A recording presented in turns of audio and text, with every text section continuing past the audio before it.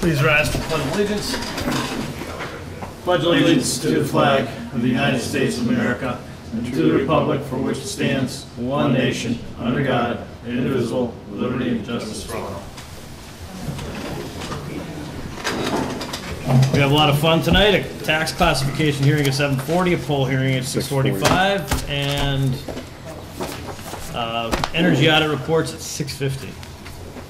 I know everybody's on the edge of their seats. All right. So should we start with departmental reports? Sure, why not? Sounds good.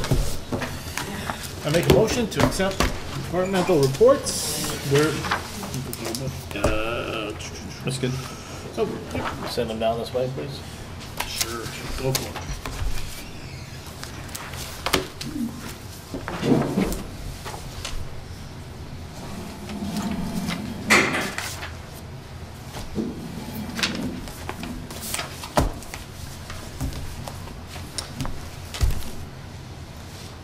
I'll second the motion. Okay. Any discussion? All's in favor? Aye. Do number 2. Approve and sign maintenance warrant, fiscal year 18, number 30-34. 30 through 34. 30, 31, 32, 33. 34, okay. I'll second. All's in favor? Aye. Do we want to approve the senator's report now? Okay. Yeah. The Green Community Annual Report for submission for 2017 has been prepared by Mr. Joyce of the Granby Energy Committee. It is due to the Department of Energy Resources no later than December 11th in order for us to be able to apply for the spring 2018 competitive grant process. A copy has been given to the board with all the pertinent schedules and everything as required by DOER. And we need a motion to allow the chairman of the board to sign the report for submission. I make a motion, Mr. Bale, sign the report for submission. Is this it? Yep. Yep. That's it. I'll second the motion. I've got the copy to sign right All there. right. Okay. Is there a second I'll authorizing? second. Any discussion? All right. All's in favor? Aye.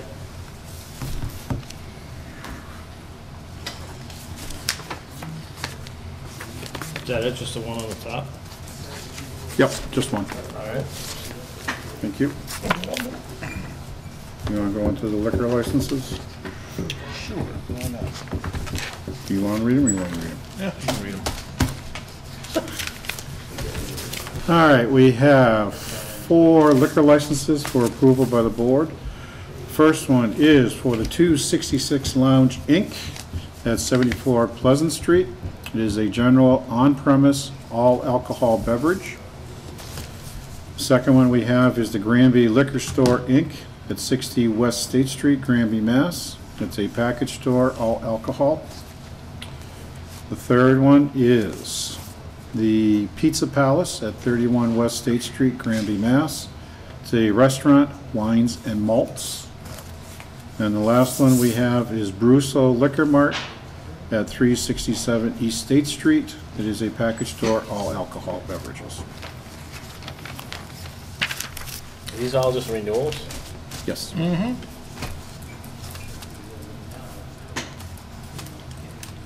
Motion. I make a motion that we accept and approve liquor licenses. I'll second the motion. Any discussion? All's in favor? Aye. Do you want to just sign those and then we'll start the Yeah, tax that's fine. classification here?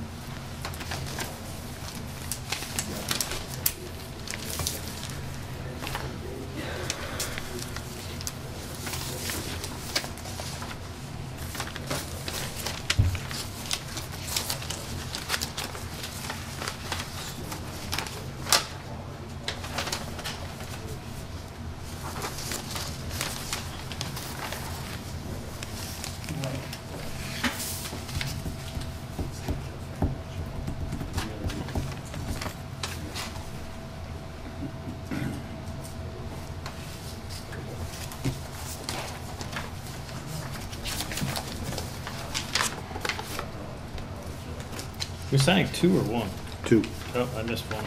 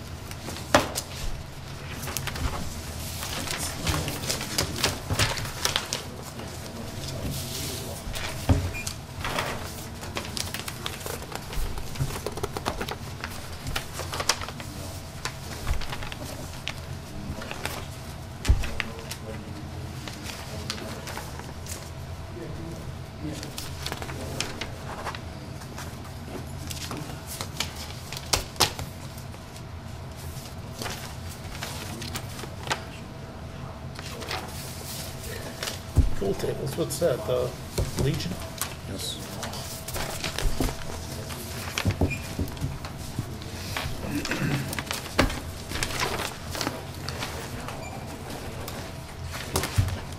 Alright. We'll invite the assessors, Mr. Porter and Mr. Hudzik to come on up. Just on the last one. Yep. Okay, just so the board knows, is that on the November 24th town reminder, the Board of Selectmen published Town of Granby Notice of Public Hearing, Board of Selectmen Tax Classification. The Board of Selectmen will hold a public hearing on Monday, December 4th, 2017 at 6:40 PM at 10B West State Street, Council on Aging Building, to decide whether or not all classes of property should be taxed at the same rate.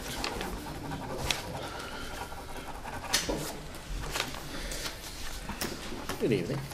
Good evening, gentlemen. Mr. Hudzik, how are you? I'm Frank Hudzik, chairman of the Board of Assessors, especially for you new people here. Phil Porter, other member. I used to swim Frank this Leonard, pool. I don't know, he should be here Okay.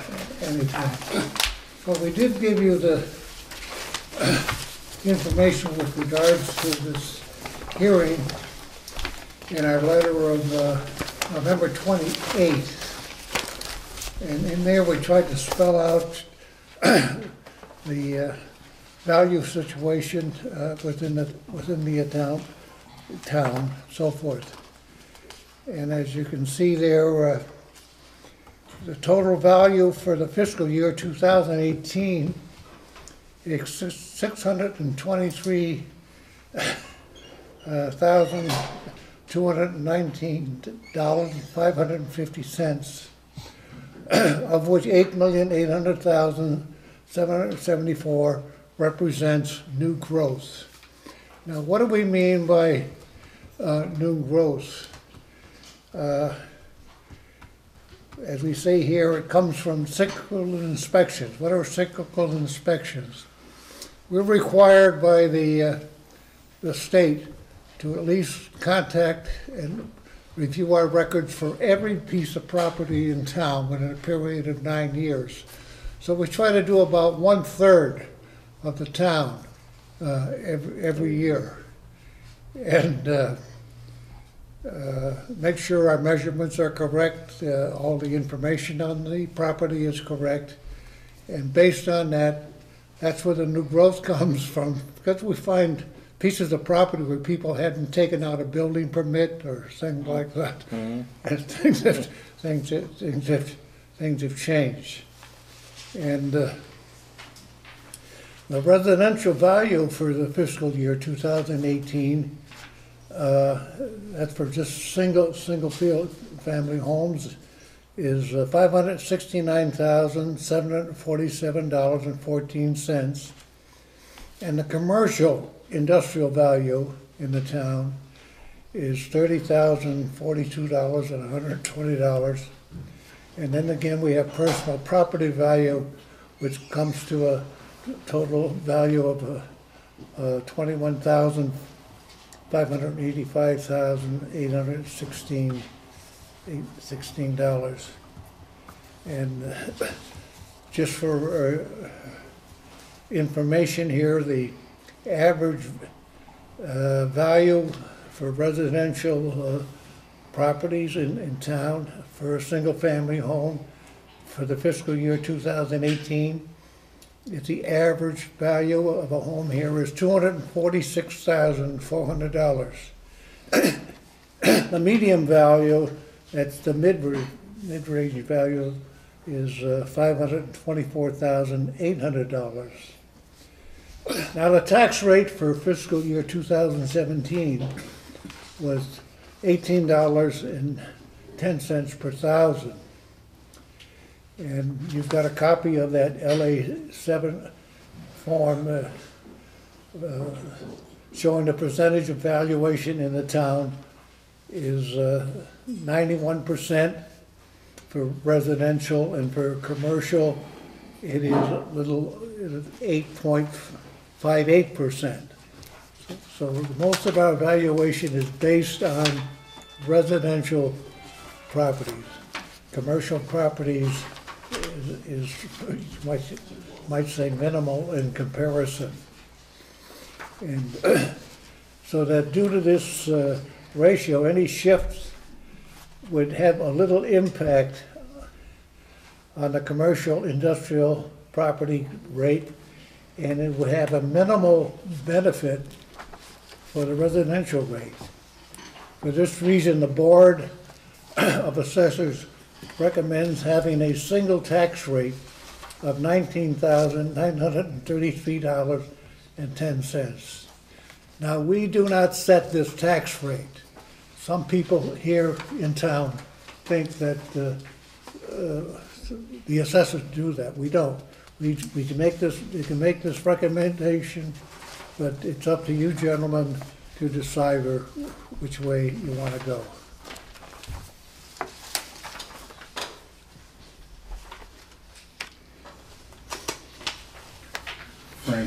Frank, can you just explain the shift paperwork to the board a little bit? The shift paperwork, like a 1% shift? What is Yeah, that? okay, there is paperwork here. The first large sheet there you have is what we call a what if. What if you wanted to split it between residential and commercial? And we've got all sorts of percentages worked out here.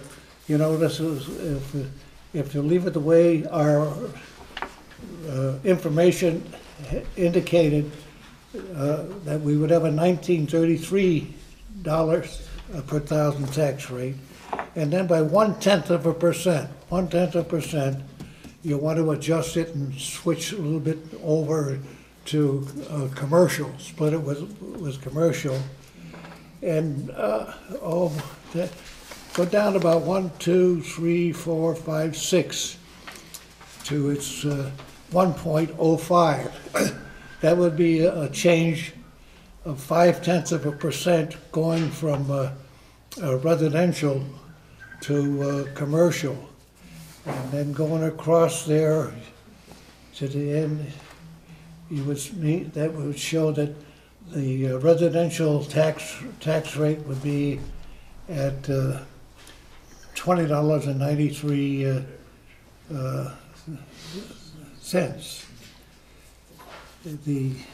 And you got all these other similar percentages. Just, I don't know, computer loves to put out all these figures, but they're just all 0.1% change between commercial and residential. And then you've got a sheet here, Schedule A1. This is prepared by Chris Martin. It shows some of the offset receipts that we have here, and the only figure is that $1,420. The next page is also prepared by Chris, and that has to do with enterprising funds, and it comes up with a total of $226,432 dollars. Chris, you might want to explain that to these gentlemen so they know what that is.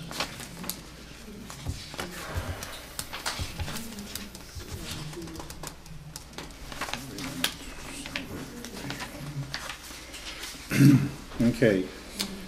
At the annual town meeting held back in June of 2017, we funded the sewer enterprise fund. And also the board had voted the sewer rates for FY18 prior to that. Based upon the budget voted at the annual town meeting, it totaled $226,432, and it's totally being raised by sewer user fees and retained earnings inside from the sewer enterprise fund. The next one down is the enterprise fund for the ambulance department, again, voted at the annual town meeting. However, if you go down and look at number 3, it shows that we are subsidizing the ambulance enterprise fund to the tune of $183,230, which is the override that was voted a few years back to fund the ambulance department. And then the next one down is the third enterprise fund, which is the municipal solid waste enterprise fund. And again, if you look at number 3, it requires a subsidy of $333,041, which was a override vote taken originally of $363,041 minus the underride vote that passed of $30,000 last year. The following two sheets are also made up by our town accountant, Chris, enterprising funds and similar reasons for it. And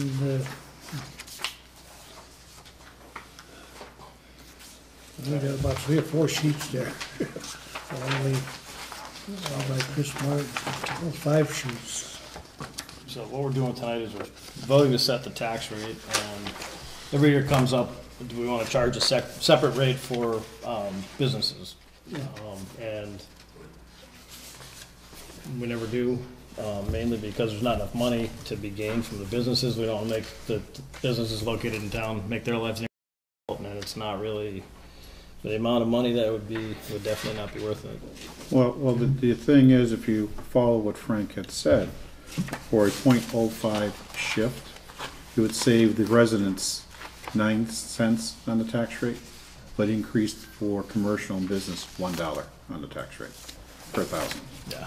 So the fact that we have very little commercial, industrial, and personal property, it usually isn't worthwhile to make the shift because there's not a large enough savings on the residential portion to shift the tax burden. And Chris, to add to that, you're right, it's only a 9-cent savings, which is $20.23 on the medium's home. It's 20, and where commercial it goes, it's a $1 increase, and not a 9-cent increase. It's $1. Yes. Yes. So it would be substantial. Okay. All right. So the difference in the 2017 tax rate and the proposed tax rate for 2018, that has to do with the overrides from town meetings? debt exclusion vote. The debt exclusion vote. The school building. Well, the overrides. So, Yes. The debt exclusion vote that was approved back in March. Because that goes away once the bond is paid off on the school. Then that whole thing disappears. It's not like a permanent override. Right. Okay. So we'll need a motion to approve a single tax rate of $19.93 and to sign the LA5 form, which basically states that notice was given to the taxpayers on November 24th, 2017, that a public hearing would be held on December 4th, 2017 at 6:40 p.m. It was advertised in the town reminder, and that you hereby attest that on December 4th, 2017, at 6:40 at 10B West State Street.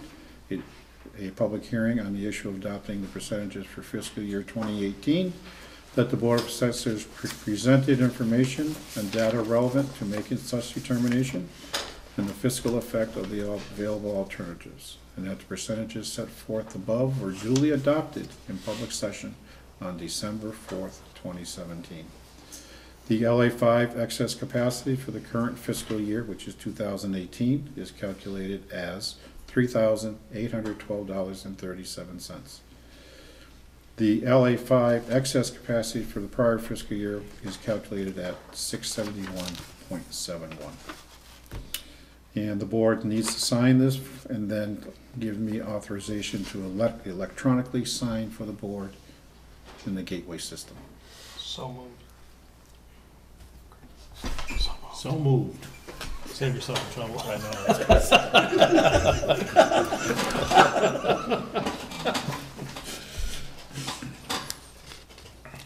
Do I hear a second? You may in a minute. Just thinking. I'll second that. Okay, any discussion or questions still? I just want to clarify the amounts that were read into our record. I feel they were read incorrectly. The first total value of the total value of the town fiscal year of 2018 is $623,219,550, of which $8,500,274 represents new growth. And the next figure below for new residential value for fiscal year 2018 is $569,747,114, and commercial industrial value is $30,042,120. Personal property value is $21,585,816. Okay. All those in favor? Aye. All those opposed? Okay, motion carries. Thank you. Thank you, sir. Gentlemen, appreciate that. Thanks, Bill. Mrs. Leonard, is that young man up back there bothering you? Weird, what young man?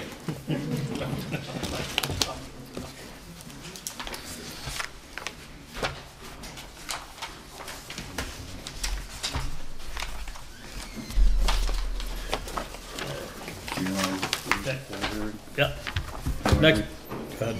Do you want me to read it, or? Go ahead.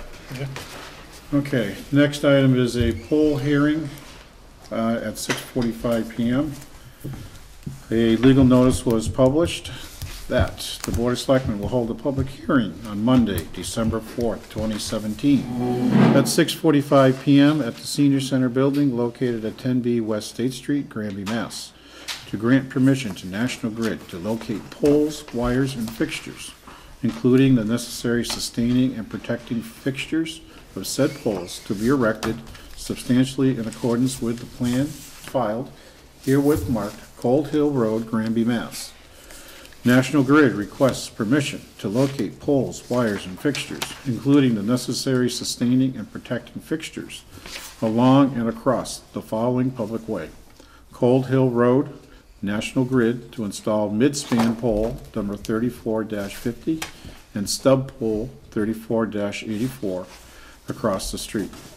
The location begins approximately 460 feet south of the center line of the intersection of Cold Hill Drive.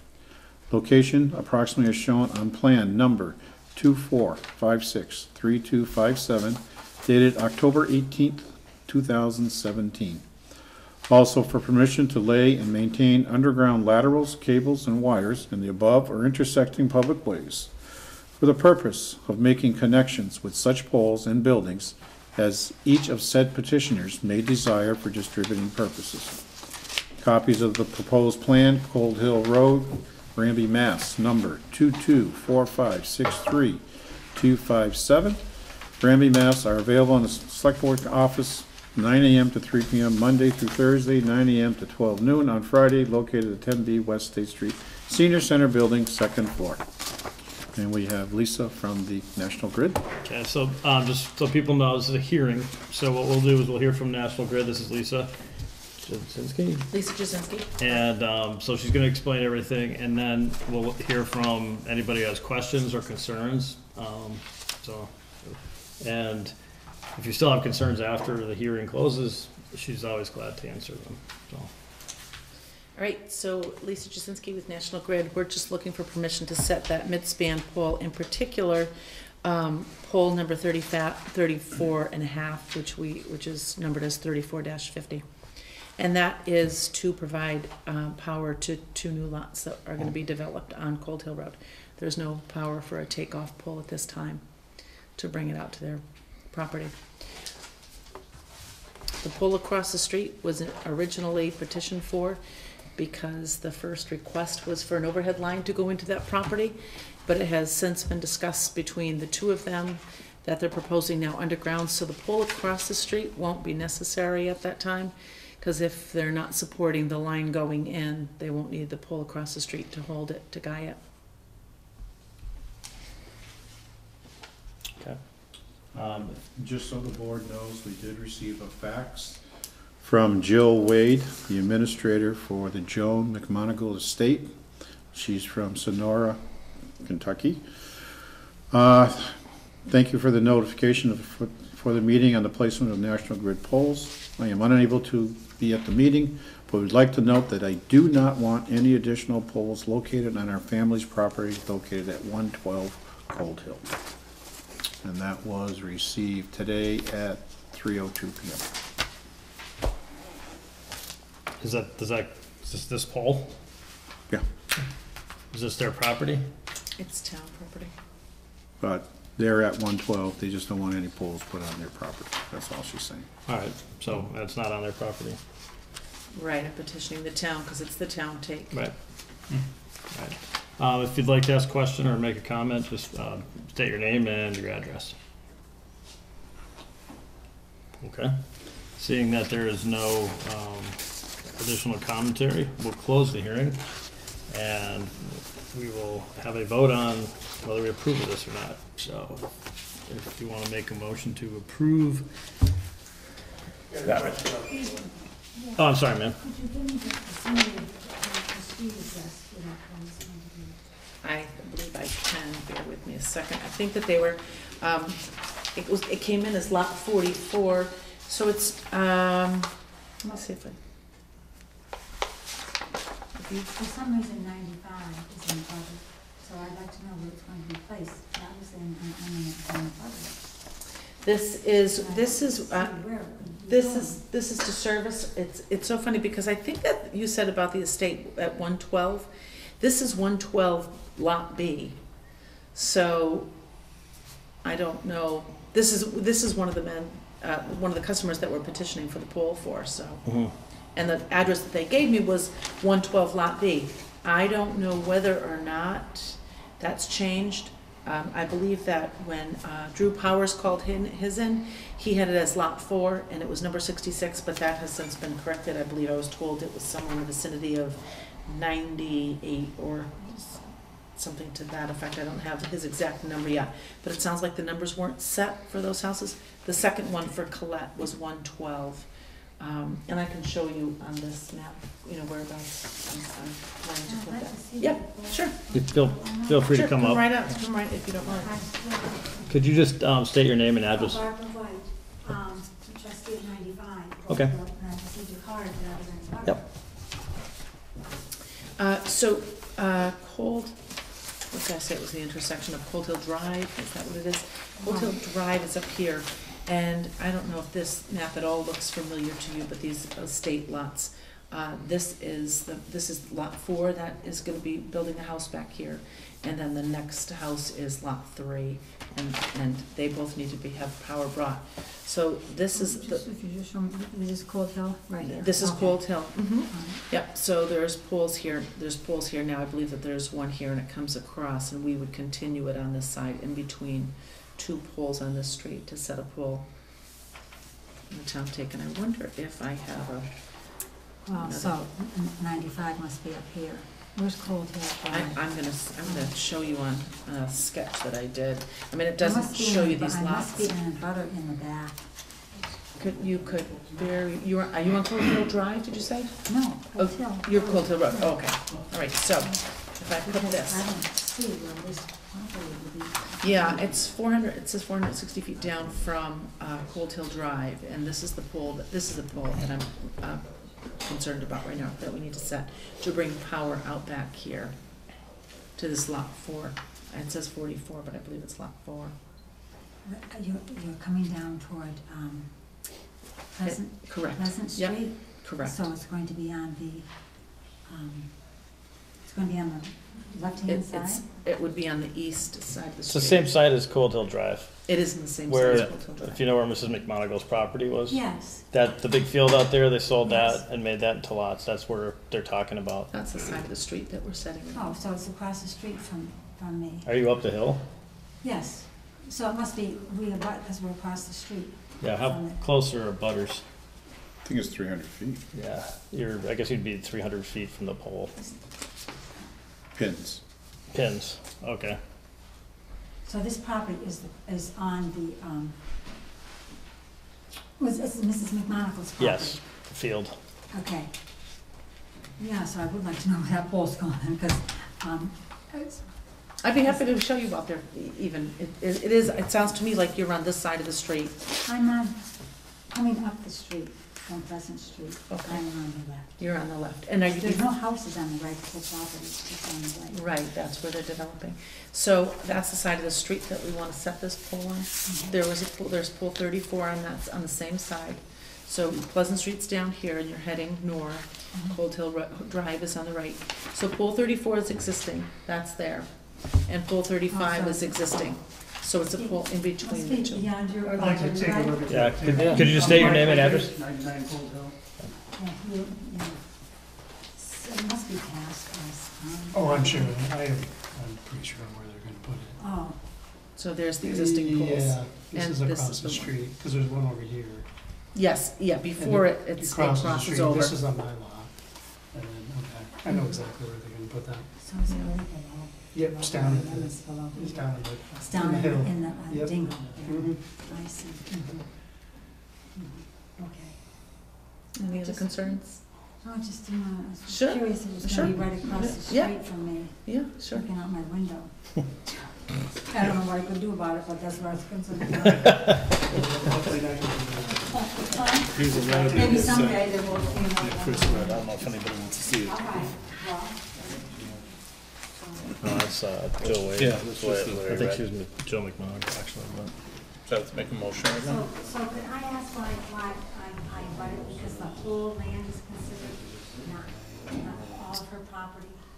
Why I am in a budget? If you are within 300 feet of her property pin, Pin. your pin to her pin, then you have to get a notice.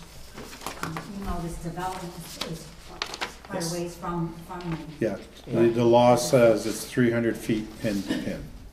Okay, so that's why you received it. Alright. Okay, so, go ahead. Make a motion to permit National Grid to put in the poles, Cold Hill Road.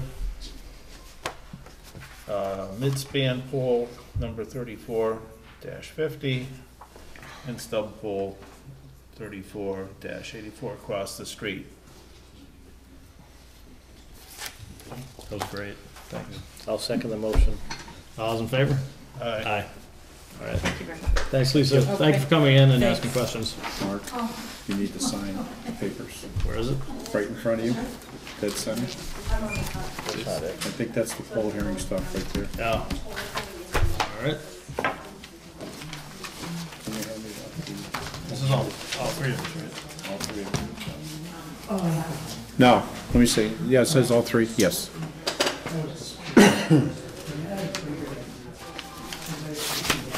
Pass it that way.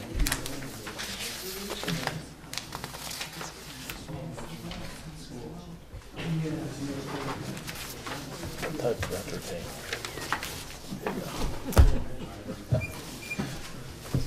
Not that guy.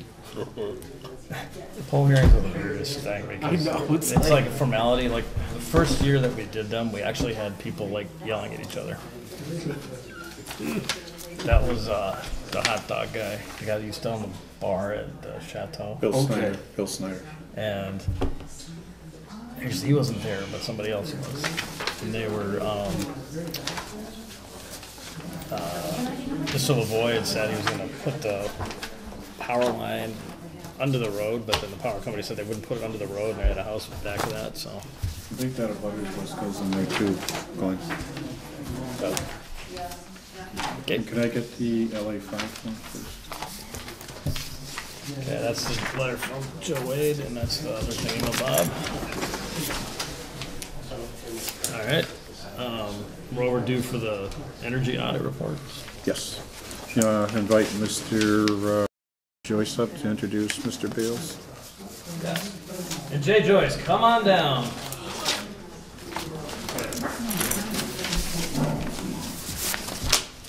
It's your turn on. We hope the price is right. Gonna keep you guys real busy for the next 2 months inside. That can't be any worse than signing for those darn coins that we signed 250 things for. Want me to introduce Bart Bales right now and just Yeah. do this? We'll take a minute and just let things settle down, but yeah. But just to give you a quick look, Mark, all of these different audits that come to do, all these different reports have to go out, closing in on that. So we're gonna be back and forth for every one of your meetings. Only if we allow you. Yeah. Well, if you don't want the grant, I mean, that's up to Only if we allow you. You okay?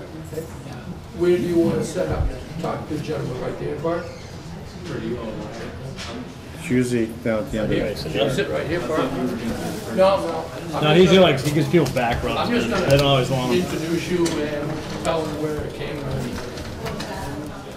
All right, we're gonna just kind of bring things back together here. And so, all right, Jay Joyce.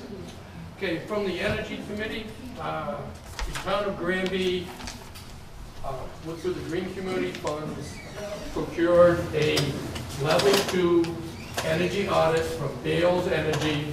This was paid for again through the Green Community Funds, so it did not cost the town any money itself for this audit. This audit results will lay part of the foundation for the fiscal year 2018 Green Community Grant, which is worth up to $250,000 for the town.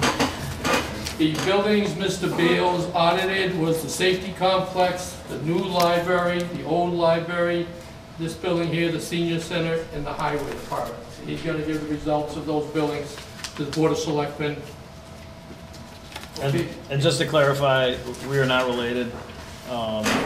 His last name is B-A-L-E-S, is that correct? Yeah. My last name is B-A-I-L, so I don't want people thinking I'm hiring my relatives to do things. Right. Okay. I guess I would ask you folks first, have you seen this at all? These reports? No, not I yet. have not. They just got them today. Okay. This is what we have here. Or? Yeah.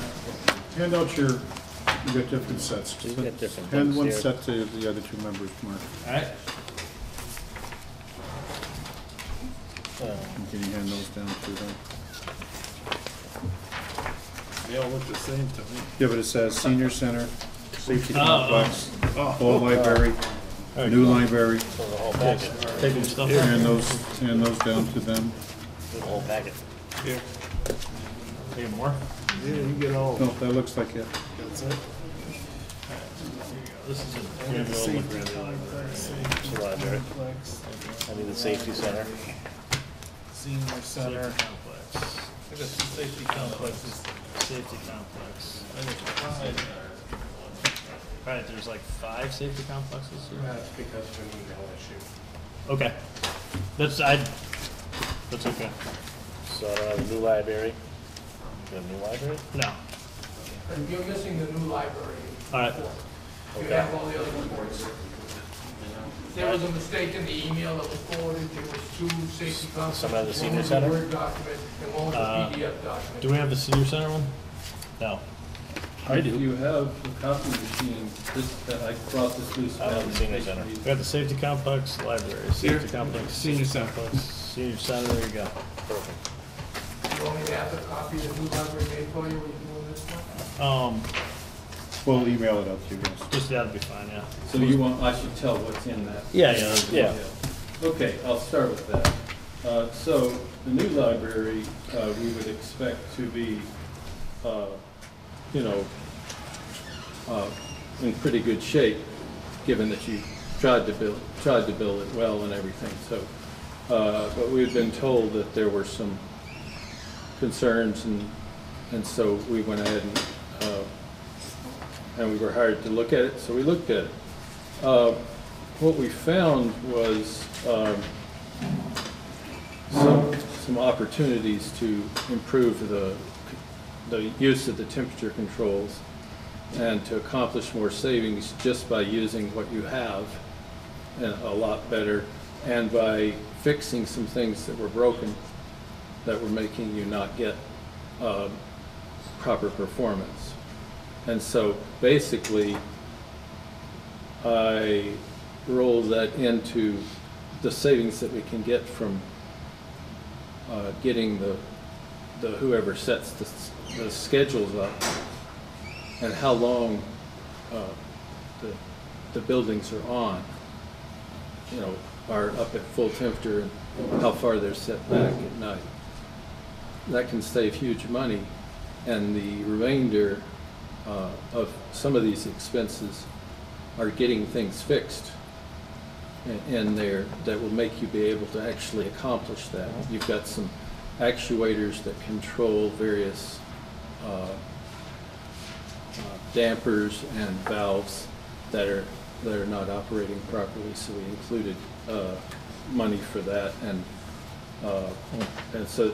But the other thing is that I'm not sure this system was ever really commissioned, fully, to make sure that everything works right. So we gave a little bit of money for you to get that looked at a little bit, not a full soup to nuts, but just for the mechanical system.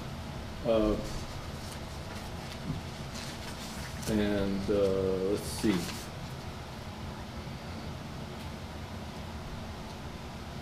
And we also rolled in a little money for some training for the staff to understand the various ways to be using the system to get optimized. And so one of the big things I want to say is there's a common sense thing that a lot of people believe, and it is it saves more energy to leave it at one temperature. It doesn't. It saves more energy to turn things down when there's enough time for whatever kind of system you have to react back and that kind of stuff. So particularly on times of total non-use during a day, but then you want to bring the system up long enough to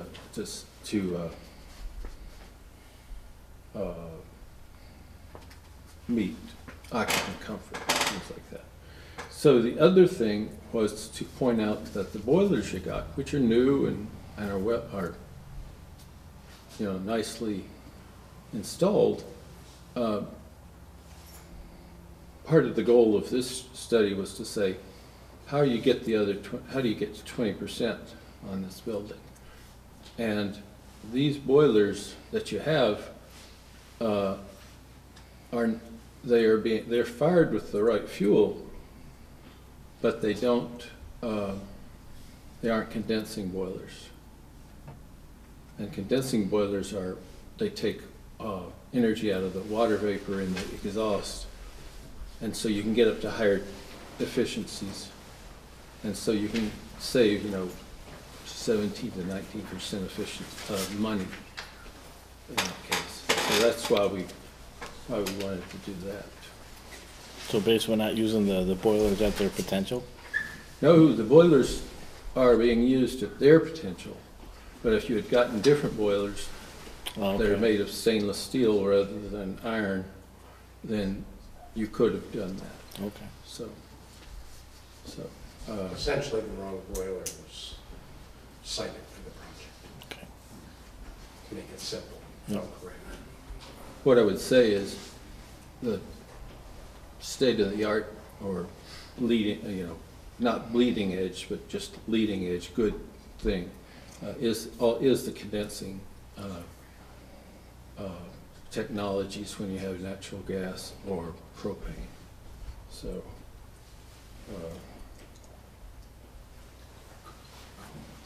okay. So, any questions about that? About the library. Dave, did you have a comment on the library? I was on the committee that built that building, and the reason we elected not to put in the condensing boilers is because when you use a condensing boiler, it requires special permits to get rid of the discharge from that. You can't just discharge it into the septic system. And permits from the DEP, it's got to be treated, and you need a discharge permit to go into the ground with the waste from a condensing boiler. And the committee decided not to go that route because of the problems we have not having a sewer system there. Just to clarify, the systems that I spec have condensate neutralization built into them. So correct, but you can't put that into a discharge into a septic system without a discharge permit through the DEP. Okay. And it requires additional aggravations, shall I say, All right. permitting. So when it comes time to actually do something, You'd have to look at it and take it under advisement, yeah, cost it out. see if it's worth the savings you're going to get. That was the decision at the time of the committee putting those in. We were concerned about that. It's interesting, we're doing it all over in rural areas. People are using these everywhere, and they've got septic systems too. It's not a huge amount of liquid, I mean, that we're talking about here. Well, we'll look into it when the time comes. So, this is the first time I've heard raised as an issue, so that's interesting. I'll check with the DEP and see if they're... What their requirements are, yeah. I think untreated, I would 100% agree with them. This stuff is really acid. It's sulfuric acid water. And but all it does is it runs through a limestone Like filter? It's like a limestone chamber, and it's going by, and so it's neutralizing it, and when you're done, it's water with neutralized. Yep. These things are neutralized, so it's not acidic. So I'm not quite sure why they would, where the concern is. So Okay. I'll be interested to see if there's some other reason, but I don't know of one. Okay. So,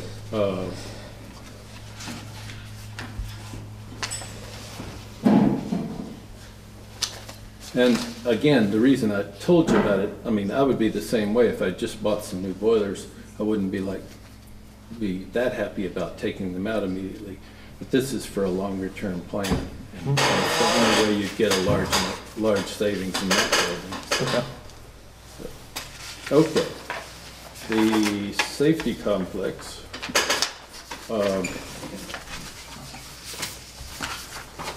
Was a kind of interesting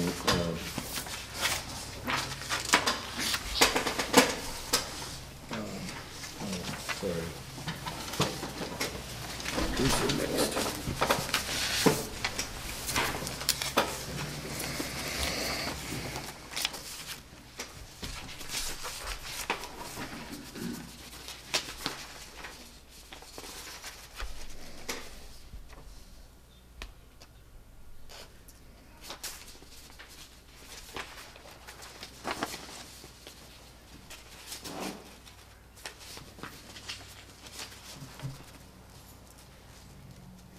Okay, at the safety complex, the predominant focus we had was on temperature controls and air handler controls to make sure that we were getting the savings that was possible. We did also look at the heating system, which updating the heating system the same way, but in this case, it was not cost effective to do that for this building. This building is using oil, and the rates that you had for oil and propane at the time of this report were not competitive enough to drive the savings for the boilers. So what we identified were a number of make sure the scheduling by zone was really what it needed to be. It's our understanding that the dispatch area is the 24-hour area, and some of the other areas are not really 24-hour areas. So we would propose that that would be scheduled, and to allow for that, we would say that the new thermostats would have timed override that would, if you were there, you punch them on, you'll keep them on for a given time interval when you need them. And so you're not keeping it warm every night. You know, it gives people on site the ability to turn it up. And similarly, even if you want the building warm, you don't need the building to have full ventilation all night if there's nobody in it.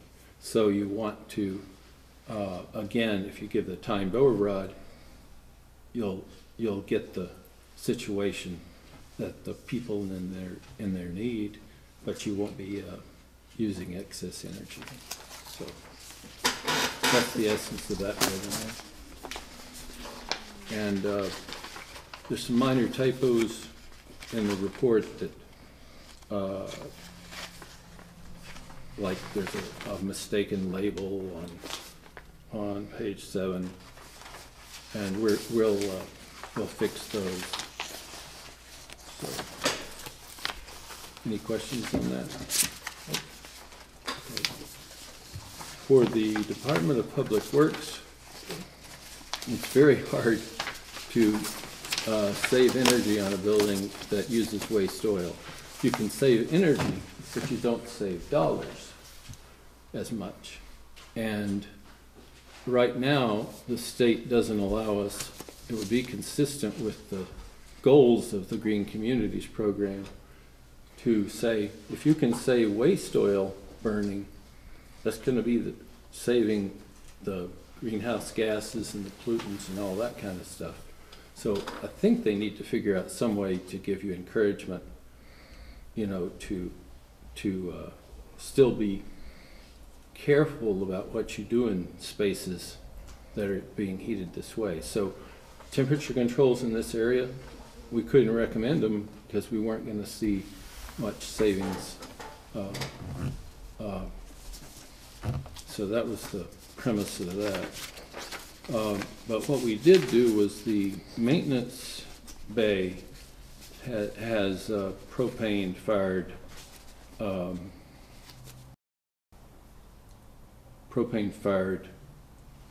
infrared heaters that shine down.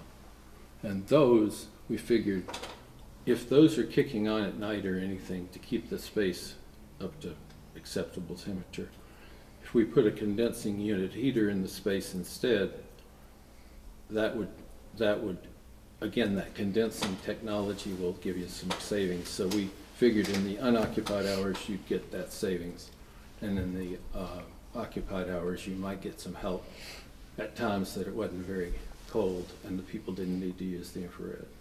What's the difference in temperature-wise from in degrees from unoccupied to occupied? I mean, to get a decent amount of cost savings, where would that temperature have to be? So, like, you know, if it's occupied at 70, where do you have to be when it's unoccupied to get a decent savings? Okay. This is not the best building to think about that with, because most of it is, Just in general, is just in garage. general, not that this particular, yeah, but in general. in say an office place or something, whatever you're wanting your occupied temperature to be, if it's 70 or 68 or whatever, typically the setback that I end up recommending is 55 degrees. So you're talking about 15 degrees or so. Yeah, difference. and it's a significant savings. Now, when you have slab-driven heating, you either don't set it back as far, or you get a smarter control. And years ago, we wrote a measure with some fancy programming in it that can predict when the slab will need heat and all this kind of stuff. So that's possible to do, but mostly we just don't set back as far with the slab typically.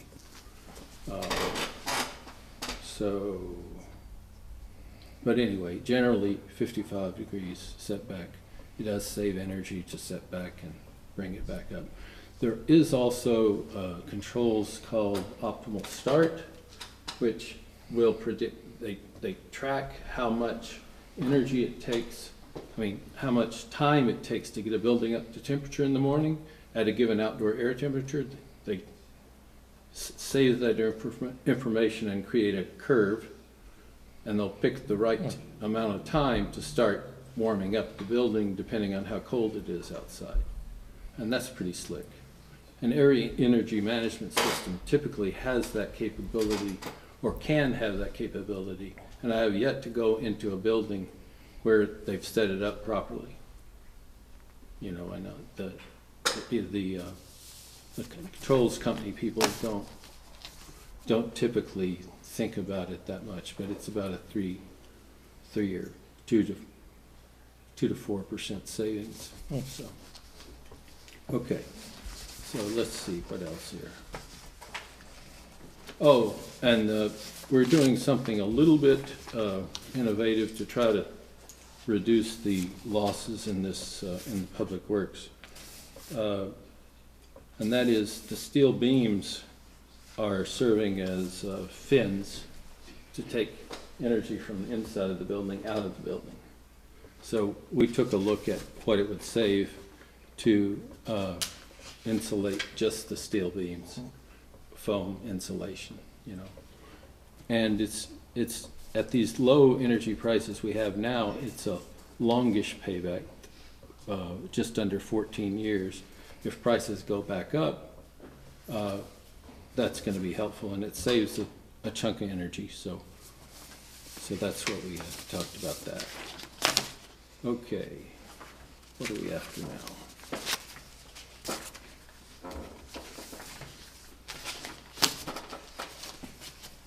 Oh, I'm going the wrong way.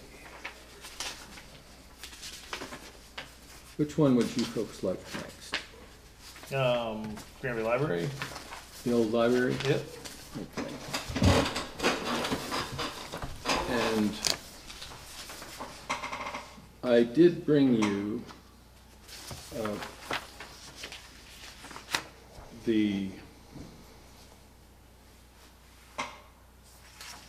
some further information on the old library for what the heat pump system, if you did do a heat pump system, what would the payback be? And if you did do a new furnace, is that in your report or is it not in your report?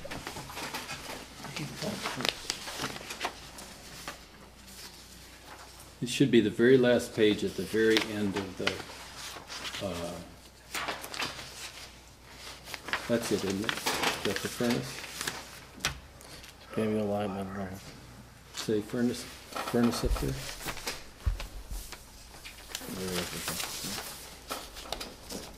I just want to see what she received.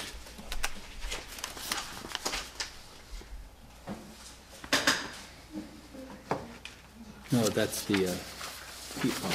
Okay, so you have the heat pump measure there, and we looked at the heating system. We wanted to do the heat pump system, and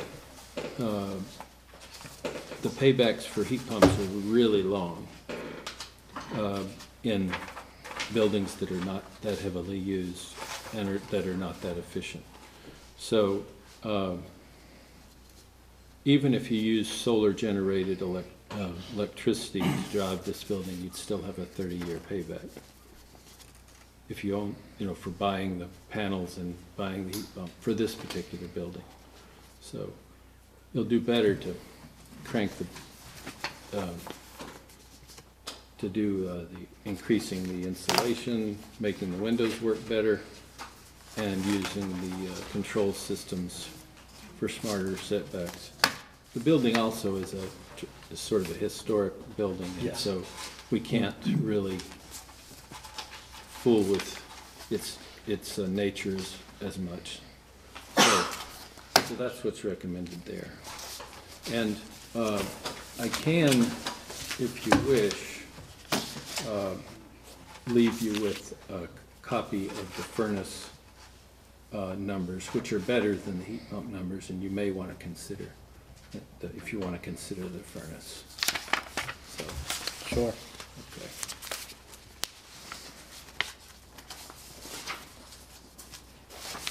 Okay.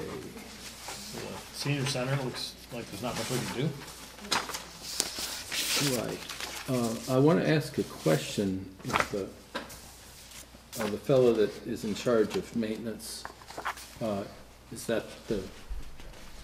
John. Is he responsible for the senior center too? He's responsible for all of the Okay. I would like to tell you what you have there, which is interesting. You have condensing hot air furnaces there. So you did pick the right technology there.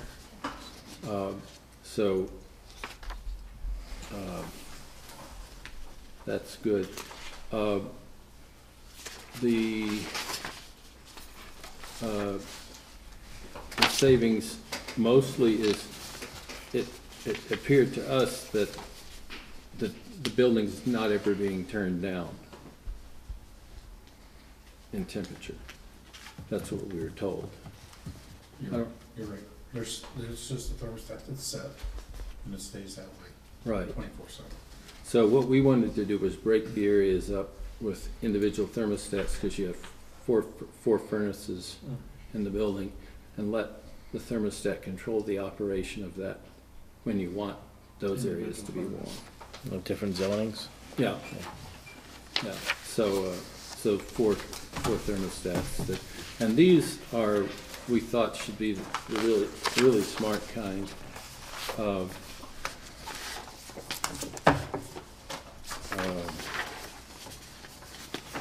just want to get to that page where we describe what it is. Yeah, 4 new remotely addressable programmable thermostats so that temperature schedules can be adjusted remotely. Now, I do want to ask one question. At this time, is there cell service at that location, or far? At this location. This location. Does cell work here? Cell service. You get cell service in there. Cell service here. Yeah. Okay, Okay. that was his question. Do you generally have cell service in the whole town Yeah. with just some patches Pretty here and much. there? Yes, Okay, there is. great. So that's why I want to know is this kind of control, you can call it on your cell phone and tell the temperature to be turned up. If you're having a meeting, you can say, hey, warm up the room for me, I'm coming. And that way you can confidently turn the temperature down and not be worried that you would come into a room that's too cold if you know you're going to be there. Mm-hmm. And if you know you're going to be there a half hour or an hour before, you can set it, and you can set it on a time schedule too. You could set it at 1 o'clock. I want it to warm up the building, the zone for a 1:30 meeting or whatever. So basically, you want the same thermostat that we have in the old library. The thermostat in the old library is that type where you You can call into it and tell it, heat up and cool down, turn the AC on. turn the heat on. Okay, Yeah, okay, very good. and that's what John has the ability to do. That's what we're trying to do, is sync all the thermostats so they have the same protocol. So they just dial into which building, and what's going on. And it may, are you talking about syncing that, or are you talking about having the same brand? Same brand, same thing. Okay. You wouldn't want to sync them. Yeah. Let's have all the buildings cooling down and heating up all at the same time. That's where it'll work out. It'd be fun to make a Frank phone call. So, Is your heat running? It's not now. that's essentially, now the other business that we haven't talked about is, do you want to talk about the money values, or do you just want to see it in the report? The report's fine. Okay, very good. So, Okay. I'll give you what you need. All right, thank you. Just for clarification to the board members, when you do a level 2 audit, he's concerned with HVAC equipment and air conditioning equipment. Not concerned with any insulation, any light bulbs, or anything like that. So when you hear him talk about different kind of furnaces and air conditioning, that's what he's looking at. He's not looking at everything as a whole. Well, you go ahead and spin it the way you want. That needs to be clarified. We are looking at insulation and air sealing and that kind of stuff, and the mechanicals.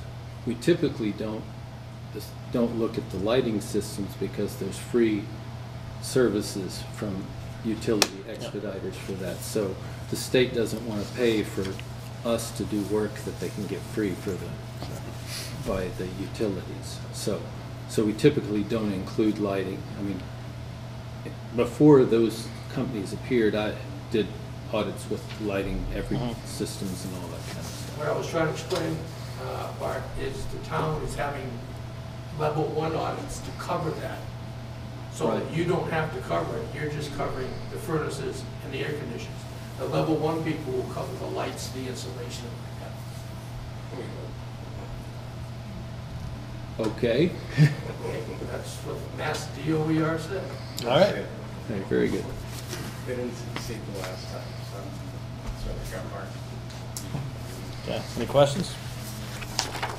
Okay, so we'll be seeing you soon. The next set of level 1 audit reports are due 15 December. So your next meeting is 18 December. So if, as Chris says, if you want us on the agenda, we'll have the energy company that's doing that, which is Energy Source. They're out of Rhode Island. They've already been here, done their physical audits. They're in the process of doing all their computations now and writing their reports. You should have them by 15 December. And we've been notified as of last week, 27 November, a level 2 audit, which we conducted at the junior senior high school. You will get those reports on the 15th of January of 2018. Just to give you the timeline of what has to happen, on 30 December 2017, we have to have the 2014 grant money spent and all the paperwork filed with Mass DOER so you can apply for this new grant. And that'll be a competitive grant of $250,000, which has to be submitted between the 1st and the 15th of February. So you can see with the time crunch coming, these 2 more reports coming, then the application process to put it all together. You gentlemen are going to make a lot of decisions if the amount of recommended upgrades exceeds $250,000, because you can only put a max of $250,000 in the grant at one time. And one of the things that Mass DOR has told us, that if you need to do something on the bottom to make the top work, in other words, you can't build a roof before you build the foundation. So for an example, with the junior senior high school, one of the things that Mr. Sullivan was looking for was new boilers. Mass DOER says, well, we're not gonna put in new boilers to heat the outside. So we're gonna have to seal that building up first before we do it. That's the kind of stuff that I mean, putting the foundation first that. And a lot of that will come out with the next level 1 and then the next level 2 when the gentleman does that. That's the information that Jim Barry was here a couple weeks ago, and that's the information that he's relaying to us to give us the heads up on how to organize the grant application, because the grant application is competitive. So basically, whatever town or portion of the town is going to save the Commonwealth the most energy and the shortest payback years is what's going to be awarded. It's just not a blanket that you can just do what you want. You're going to ask for certain things, they're going to approve it, and if they approve it, that's what the money goes for. All right. You can tell that to Jim and Walter. Well, Walter's already got it. Jim, you can fill in on the I way out. actually did have one question. Who is the select board the final acceptor of the? Anything with the Green Community Program, the Board of Selectmen, I have the final say on everything. Okay, so what is the procedure of acceptance for this process? Well, Jay will come up and make recommendations with the Energy Committee, and then And it'll relate to a different meeting than tonight, right? Yes. Okay. Very good. All right, well, thank you. Thank you. You got a license for entertainment? Do you want Mr. Joyce to explain the SMART program? Sure, I do. I can do that real quick. Have a seat. You've got 2. My favorite way. This is the way, we haven't done a lot of research into this. We just attended a meeting on it a couple weeks ago. In the Reader's Digest format, the new Solar Massachusetts Renewable Target Program is replacing the SREX program for solar energy. The governor desires the state to have clean energy and it to be independent of importing the energy from outside the state. So basically what the governor is proposing for municipalities is if you have buildings, carports, and/or town-owned land, and you're willing to put solar panels on it, the state will pay you approximately 12 cents per every kilowatt hour produced on that to the grid for the state. And that's at no capital outlay to the municipality. In other words, we pay actually nothing. It would be a 20-year program for the solar panels be put in place, so the town would receive revenue, basically approximately 12 cents per kilowatt hour for the next 20 years for the amount of solar panels the town decides if they want to put up. And like I said, it's going to replace the SREC program, and this is on a first-come, first-served basis. And if you, I don't know how familiar what all of you about the SREC programs, the first set of XREX ones gave a higher return of payback than the second, and then the 2As down. It's the same thing with this program. For our purposes, we only need to know about National Grid. National Grid has been authorized by the Governor Baker to put up 45 gigabytes of solar panels on municipal program land or roofs, wherever it works out for the different municipalities. And that 12 cents per kilowatt hour is now your revenue, which you could use for anything you want. So if the more solar you put out there and more megawatts, and again, what's nice about the program, and I like about Granby, we need some infrastructure done in this town. I don't think anybody's going to disagree with that. And the Energy Committee looked at it. We thought this would be a nice way to create some money that you could put aside if you so desired for the next generation or two that could have water and sewer without coming out of the people's pocket of today. But again, you gentlemen decide to do with the money as you see fit. And you got 20 years under this program to do it. And then All the solar will be decommissioned if so desired, and the land will go back to its natural state. It's not like bringing a building in and then it's sitting there, like West Street School, for example. We have to deal with it. This, we don't have to deal with, because the decommissioning costs are all included in the capital expense, and there is no capital expense for the town. Okay. Is that the Did quick? they tell you where you have to put it? Like, do you have to put it on a roof, or do you have to? Okay, that's a very good question. They have different auditors that'll come out upon request, and we can make that request if you so desire. It'll give you a list of properties that are desirable to produce solar, because they can't do it on the wetlands, and it has to be facing a certain area. They will have people that come out and do that, give you a report. Then you can pick and choose what area you want to put solar panels on. For example, our town has a lot of land owned by the town. A lot of it's landlocked, so nobody'd ever see them anyways.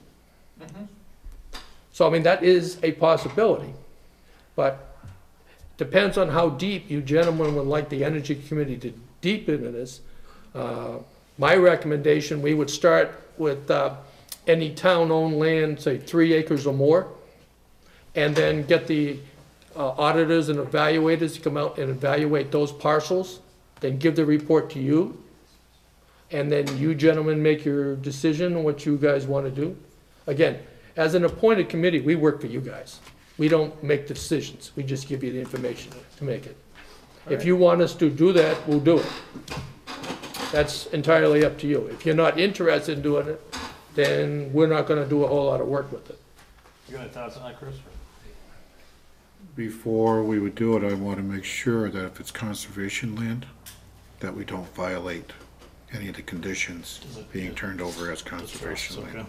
I agree entirely with Chris, and again, the initial part is just an audit to look at, then they tell you where they think it would work, but you gentlemen have the final decision where and when it's put in.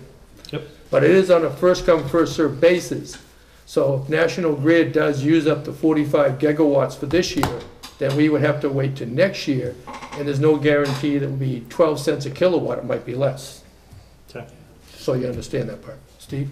No, you answered a lot of the questions I had in my mind. Oh, I answered them? Yes, you did, thank you. I mean, I Okay. don't know about you guys, but I think it'd be good for you guys, for the energy committee to look into. It doesn't cost the town anything to look into it. Yeah. Yeah, no? It's just the Energy Committee's time to bring the auditors in, just like we've done with the green community money, giving you the energy audits. And what's nice, the guys like Mr. Bale, they're certified by the Massachusetts Department of Energy. So when they say that this building can use this, and they authorize this amount of money, when we do the application, we don't have to justify it, because they already have. Is that quick enough for you? Yes. Good, thank you. Thank you. Yep.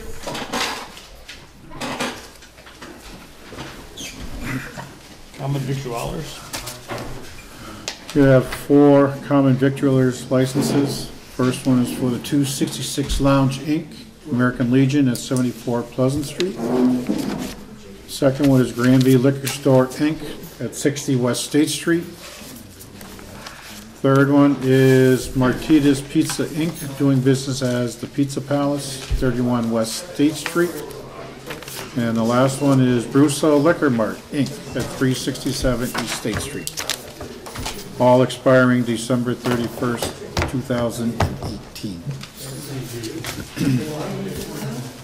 Motion to approve. Motion to approve common vic license, liquor licenses, whatever. No, common victualler license. Fixtures licenses. I'll 4. You second it? Okay. Just as read. That's fine. As read. I'll second the motion. All's in favor? Aye. Then we just recently approved a 4 megawatt. Jay. Volume down a little bit, please. Thank you. All right. You have 1 entertainment license. The American Legion, doing business as the 266 Lounge at 74 Pleasant Street. It's for an entertainment license to provide entertainment to customers as follows.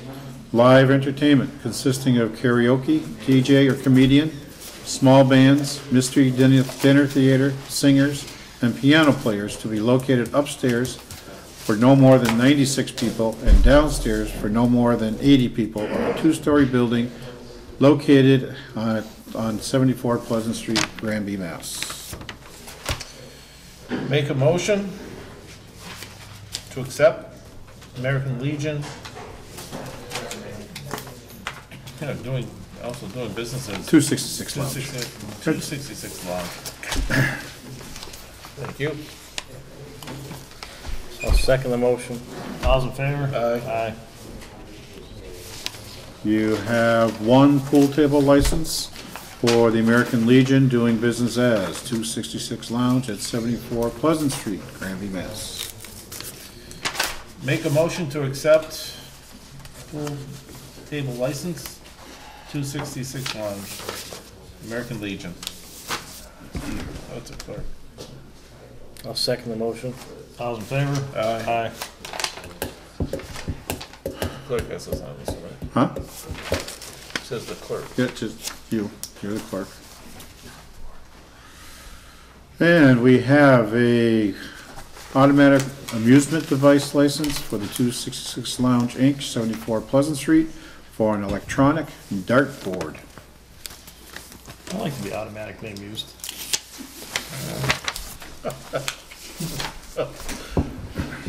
That's authority, 266 Lounge. Make a motion to accept electronic dartboard. I'll second the motion. All those in favor? Aye. What if it wasn't electronic? Then it's not automatic amusement. Yeah, and if it was electric, then it would be shocking.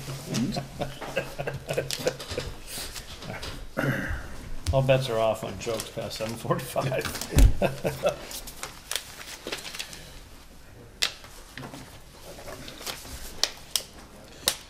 Electronic, automatic. That's a bait some sewer.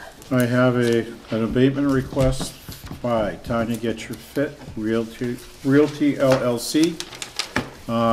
She is billed at 2.25 EDUs based upon the certified water usage from the East National Water LLC. She should only have been charged at 0.5 EDUs, and I am requesting the board to abate $483.88, with abatement being issued upon receipt of proof of payment of the bill. She hasn't provided me proof that she's paid the bill yet, Okay. which is a requirement in order to issue the abatement. Moved as read. Make a motion to accept the abatement as read, Subject to proof of payment of the bill. subject to payment of the bill. Proof of the payment. Isn't the payment supposed to be sent with that? So Yes. So, But based upon the actual water usage, yes, she is entitled to an abatement, but I will not issue it until I receive proof of payment. okay. I'll second that. all's in favor? Aye. There's 3 copies you have to sign on that.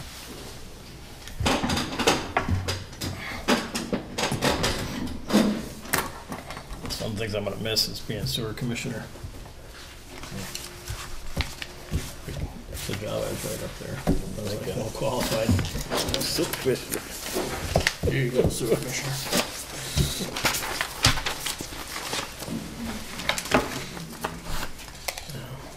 For the next few months, we'll call you the commissioner. I like the commish, actually. Mitch? And those vouchers. This town meeting is gonna be so special.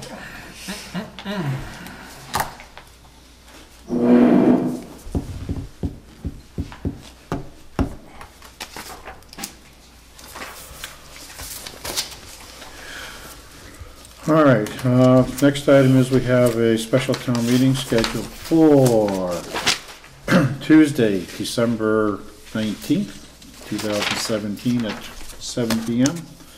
3 articles. First was to vote to amend the bylaws of the town of Granby, Volume 1, by inserting Chapter 17, Section 7, temporary marijuana establishment moratorium. The board did hold a public hearing regarding that bylaw change that I don't believe anybody attended, so we can go forward with it as proposed. The second article is that we need to replace the generator at the West Street Cemetery Pump Station. We do have money already, unspent money in a prior article for a SCADA system, which was basically a monitoring system for our pump stations. And I want to use that money to purchase the generator. The amount that's left in the account at this point in time is $29,156.40. And then the third article is to transfer funds from prior voted article. The first one would be for the West Street School boiler room drains in the amount of $10,000. The second one was for West Street School boiler repair for $15,650.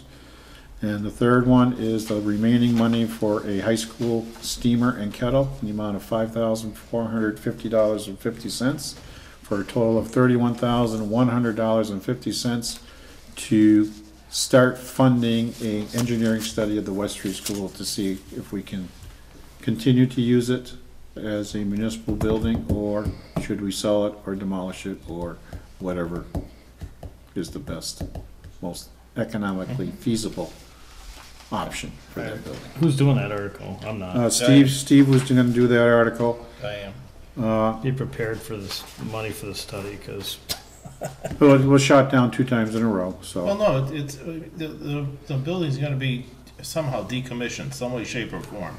Yep. There's an oil tank, there's boilers, there's all this stuff that needs to be done, and we need a study. And it's, you know, you just don't, you can say what you want, but you need an engineering company to come in, do a study on how to properly proceed with this building. I like that answer. It's good. It's true. No, I know it's true, but You need to have an engineer help you out and guide you to proceed and how to best utilize and or tear down, like Mr. Martin said, or, because there's so much there, there's asbestos there, I've toured the building, and it's actually a scary building. I never knew how scary it was until I toured it. So it definitely needs a professional's touch. okay. Mark, are you gonna present the first one? Article 1, yeah. And I'll see if David can present Article 2. All right, next one. Right, David? Okay, thank you. We'll be on your side. All right, what else we got? You All got right. something, Chris? All right, I have a few more things to discuss with the board. First off, I have appointments. I have 5 appointments for the fire department. The first one is Patrick Ganini of 14 Garin Street in Chicopee as a part-time call firefighter. The second one is for Corey Guyette of 22 Lyon Street in Ludlow for a call firefighter EMT. Third one is for Matthew Fuller of 32 Easton Street, Granby, for a call firefighter. Next one is Eric Davidson of 26 Point Grove Road in Southwick as a part-time paramedic. And the last one is Taylor Warren of 45 Woodlawn Street, South Hadley, as a part-time firefighter EMT. These are all new guys? Yes. Wow, that's excellent. Yeah. Yes, they've been advertising on Facebook. They're getting a lot of response on Facebook. They did the tent at the Dino Days. They had a lot of people stop in there also, so their recruiting campaign is going very well. We have a good fire department, in case people don't know, and always looking for good volunteers, and people are interested in learning to be firefighters. And those appointments are going to be through June 30th of 2018. And those are all volunteer? Yes. Wow. Well, call force. They're not Call volunteer. They're not volunteer. They get paid for their services. Motion affirm? Motion to affirm, as read? I'll second. All's in favor? Aye. I also have a request from the Granby Charter Days to appoint Bridget Roy of 30 Green Meadow Lane as a member, Shannon Johnson of 156 South Main Street, South Hadley as an associate member, and Don DeRosia of 16 Hubbard Drive, Granby as a non-voting member through June 30th of 2016. I'm making that recommendation. 2016? 2018, oh, sorry. Going back in time. Yes. Make a motion to accept as read. Affirm. Affirm. I'll second the motion. All's in favor? Aye. The next item I have has to deal with creating a committee to be comprised of a member of the planning board, a member of the ZBA, and myself representing the Board of Selectmen to meet on a weekly basis to review any zoning issues and to be able to have the new building inspector sit in on that to help advise him and work him into becoming the zoning enforcement officer for the town of Granby. The reason we were looking at a planning board member, a ZBA member, and a member of the Board of Selectmen is because we're the boards that issue special permits and issue conditions when a project is developed, and basically trying to get this committee together to help educate the building inspector as the news into the zoning enforcement. Sounds like a good idea to me. You like it? I absolutely like it. And I believe Don Zabrowski has already agreed to do it. I believe Jim Trotke has agreed to do it. Yes. Basically meet 1 hour a week to go through any written complaints regarding issues throughout the town and to advise the zoning enforcement officer on how to address said situations. Sounds good. Sounds good to me. And I like to have them at least appointed through June 30th of 2020, see how it works out. Okay. Okay. Next topic, Veteran Service Officer. We currently belong to the South Hadley, Granby, East Hampton Veterans District. John O'Connor is retiring, finally, after, I think, almost 40 years of service. Oh my God. I think he joined in the 1960s, 1970s, something like that. We do have our fire chief, who is a veteran, has offered to be the Veteran Services Officer for the town of Granby. If the board wishes to have a local Veteran Services Officer, all we need to do is to write a letter to the Commissioner of the Department of Veteran Services of the Commonwealth of Mass, indicating we wish to be removed from the district and to have our own Veteran Services Officer. And just like to know what the board's Well, thoughts. you talked to us about this before. I thought it was a good idea, especially given that it's not a load of veterans that's so high that it would really take away from. Well, he would be doing it outside his normal fire chief's powers. But if it was a 20-hour-a-week job, it'd be a different thing than if it were, 4 or 5. So, and it seems like it's going to be more toward 4 or 5. So. It also, sitting on that board, I find it would probably be much more beneficial for the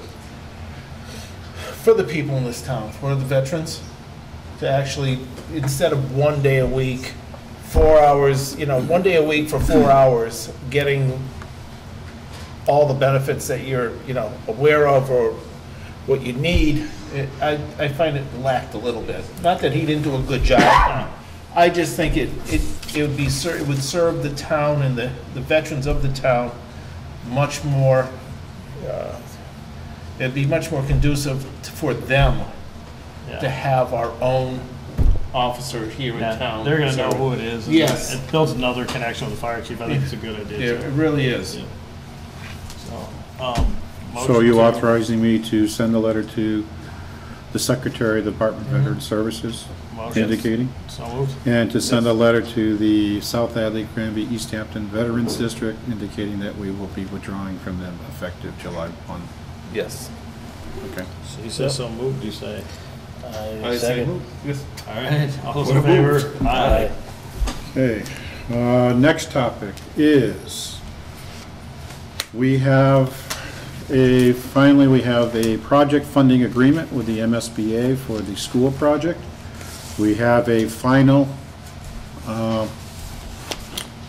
budget after the bid adjustments. The final budget for Granby's share is now $16,650,223, which is about $1 million reduction based upon the bids that came in. Now, what I would like to do is try not to spend that money, and if we can save enough money and stay within budget, maybe not have to borrow the final 10% as a bond issue. Maybe try and find a way of funding it either through stabilization or a short-term note, therefore saving the taxpayers the cost of the project. Yeah, Okay. absolutely. This requires 3 original copies of the agreement signed by the chair of the school building committee, the chair of the school committee, and the superintendent of schools, and myself. And then we also have 3 copies of the agreement that need to be signed by myself, and I just need authorization to allow myself and the chair of the school building committee, who is also the chair of the board of selectmen, to sign the documents. Yes, make a motion. Authorize those. Authorize. That's those. I'll No, second that one. you need a copy. These are your Alright. copies of the All those in favor? Aye. agreements. And Mark, here's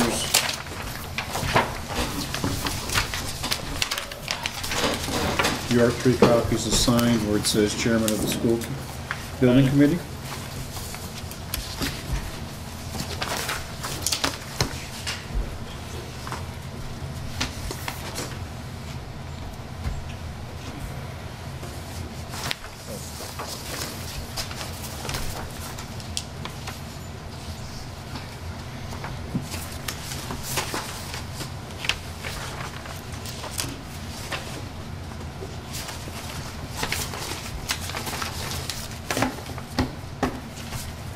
And is this thing getting signed or on me? Yeah, you need to sign that one too, that's the 3rd copy.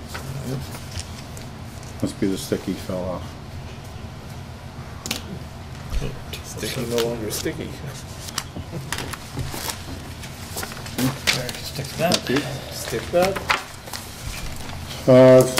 Just want to let the board know that our FY17 audit was started today. The auditors came in today, they'll be here a week, then they'll leave, and then they'll probably come back in about 2 or 3 more weeks as their schedule allows them to be. Another topic is I was approached by the superintendent of schools. They had put a request into the finance committee for supplemental appropriation for the FY18 school budget. They were looking for 3 separate appropriations.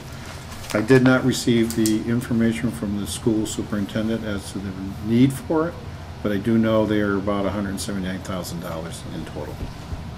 So we will probably have to schedule a special town meeting in order to do a supplemental appropriation for their FY18 budget. But I don't want to do it until I have the information and the reason why they need it in writing, so the board will have a chance to review it. Yeah, okay. Okay, and maybe invite them in to have a conversation about it. All right. And last but not least, or actually one more item, is I will be going to a meeting of the Pioneer Valley Planning Commission next Thursday night. The topic is they have a member of the Cannabis Control Commission who will be coming out to the meeting to hopefully be able to shed light on the process of the recreational marijuana process. The last thing I want to talk to the board about is the schedule for this month and next month. with us meeting on December 19th for the special town meeting, do you still want to meet on the Monday before for a regular board meeting, or do you want to just address topics at a board meeting, a half hour before the special town meeting? I'd rather do it before the town meeting. Okay, so we'll cancel the 18th, make it Yeah. for the 19th. And then in January, the first Monday is January 1st, which I don't think anybody wants to meet. So do we want to meet on January 2nd, or do we want to postpone it to January 8th? And to me, it depends upon how much stuff we have. If we don't have a lot for the agenda, I don't mind going to the 8th, Well, I'd rather do it on the 2nd, because every time we push it back a week, it conflicts with the planning board for myself, Okay, so. but. All right. so you want to do the 2nd? Second. And then the third Monday is Martin Luther King Day, which is another holiday. So do we want to meet on the Tuesday the 16th then? It's fine with me, guys. Yeah, I mean, I recommend the same, Okay. for the same reason. I don't have anything resembling a social life anyway. Sorry to hear that. Okay, and then the only other thing we have on the agenda is the approval of the minutes for November 6th and 13th. I don't know, did you have a chance to read them, Glenn? Did you have a chance? Yes. Did you? Sure, positive. I'm good with that. That's what he did this weekend, didn't he? Make a motion to accept minutes of the meeting November 6th, 2017, and November 13th, regular board meeting. I'll second the motion. All those in favor? Aye. And that's all I have. All right. Send it back down. All right. Oh, I already did that. Is there anything else? Possibly just the possibility of moving the annex. I brought that up. Okay. Chair Sandberg. That is out. Should we do it now, or we do it at a later date? We can redo a later date. I know that you guys looked into that. Yes. Do we have any reports or anything from that? Or do we just have a discussion of it? We just had a discussion, we really didn't do any investigation. Back, Because we're probably gonna have to include it in our budget if we're planning on moving in the next fiscal year. all right. Because there'll probably be a cost to move the Comcast equipment around and to hire a moving company to officially move everybody. Okay. So I guess we could probably wait. Okay. It's just that I find it ridiculous to be spending money.